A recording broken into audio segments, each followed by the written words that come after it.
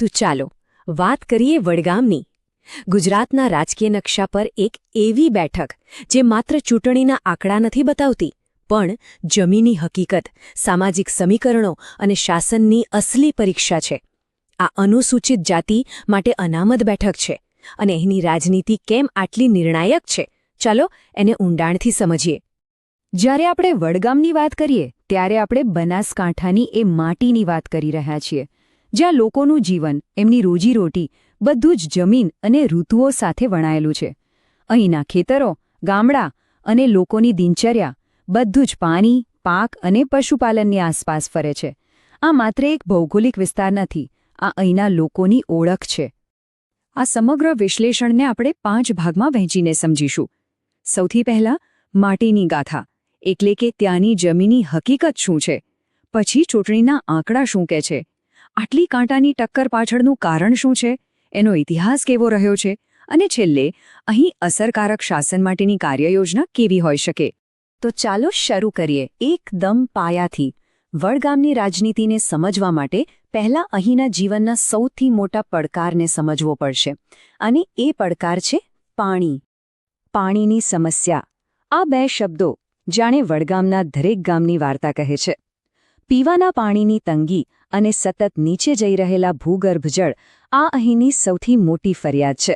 આ માત્ર ખેતીનો સવાલ નથી, આ રોજિંદા જીવનનો, લોકોના આરોગ્યનો સવાલ છે.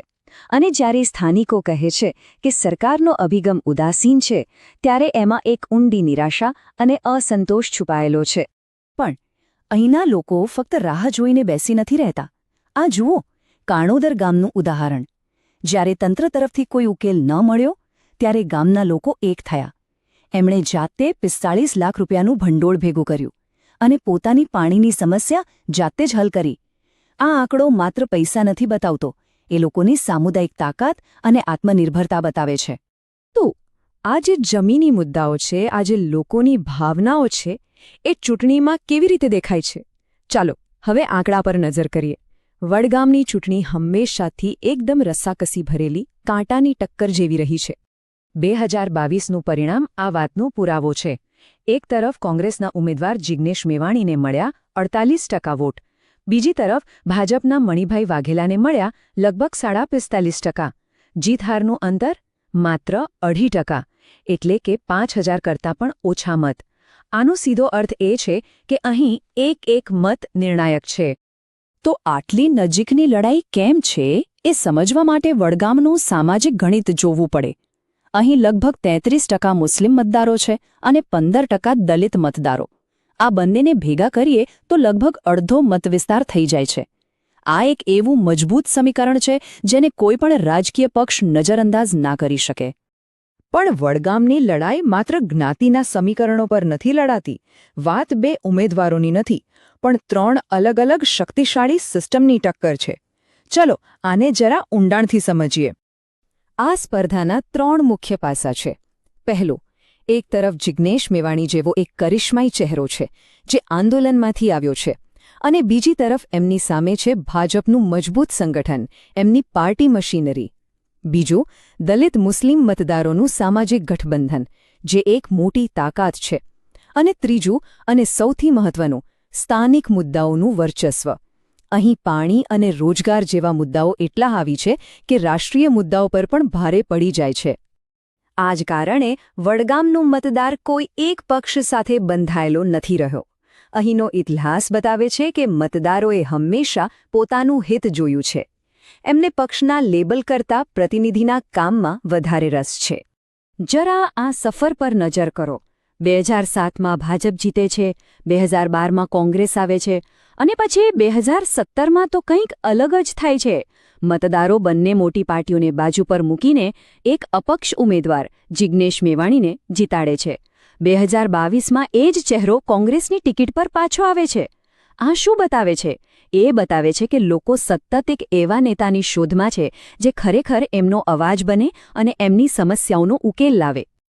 અને આ જે બેચેની છે એ ખાલી વડગામ વિધાનસભા પૂરતી નથી. વડગામ, જે પાટણ લોકસભા બેઠકનો ભાગ છે, ત્યાં 2019ની ચૂંટણીમાં પણ જીત-હારનું માર્જિન માંડ 3.25% હતું. મતલબ કે આખા વિસ્તારમાં ક્યાંક ને ક્યાંક એક સત્તા વિરોધી સૂર છે અને મતદારો બદલાવ માટે તૈયાર છે. તો સવાલ એ છે કે આવા જટિલ મતવિસ્તારમાં સફળ શાસનનો રસ્તો શું હોઈ શકે? ચાલો અહીંની પરિસ્થિતિના વિશ્લેષણના આધારે શાસન માટેની એક સંભાવિત કાર્યયોજના પર વાત કરીએ. અહીંના લોકોનો વિશ્વાસ જીતવો હોય તો 4 બાબતો પર ધ્યાન કેન્દ્રિત કરવું પડશે. પહેલું, દલિત યુવાનોને રોજગાર અને શિક્ષણની તકો આપીને તેમનું સશક્તિકરણ કરવું. બીજું, ગ્રામીણ મહિલાઓ અને તેમના કલ્યાણની યોજનાઓ પર ખાસ ભાર મૂકવો. ત્રીજું, પાણી અને રસ્તા જેવા પાયાના વિકાસના કામો સમયસર પૂરા કરવા.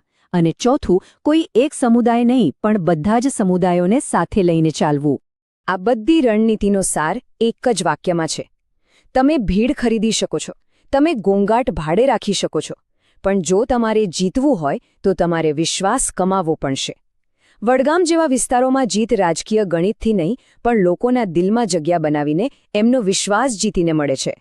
તો આ વિશ્વાસ કમાવાનો રસ્તો શું છે? આજે ટેકનોલોજીએ એને થોડો સરળ બનાવ્યો છે.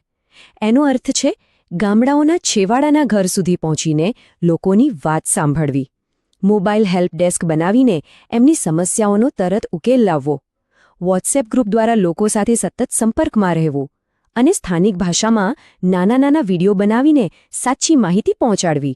આ બધું નેતા અને જનતા વચ્ચેના અંતરને ઓછું કરે છે. અને આ આપણને એક મોટા સવાલ પર લાવીને ઊભા રાખે છે. જ્યારે દેશમાં રાષ્ટ્રીય મુદ્દાઓની મોટી વાતો ચાલતી હોય ત્યારે શું રાજકારણનું અસલી ભવિષ્ય પાણી, રોજગાર અને સ્વાસ્થ્ય જેવી પાયાની જરૂરિયાતો પર ટકેલું છે? વડગામનો દાખલો કદાચ એ જ ઇશારો કરી રહ્યો છે કે આવનારો સમય એવા નેતાઓનો છે જે જમીન સાથે જોડાયેલા હોય અને લોકોનો વિશ્વાસ જીતી શકતા હોય. જો તમે પણ એક જનકેન્દ્રિત નેતા બનવા માંગતા હોય અને તમારા મતવિસ્તારનો વિકાસ કરવા માંગતા હોય તો blueprintstrategies.ai નો સંપર્ક કરો. mgr@blueprintstrategies.ai પર અથવા 08042041602 પર ફોન કરો. રાજનીતિથી પર એક ઉદ્દેશ્ય.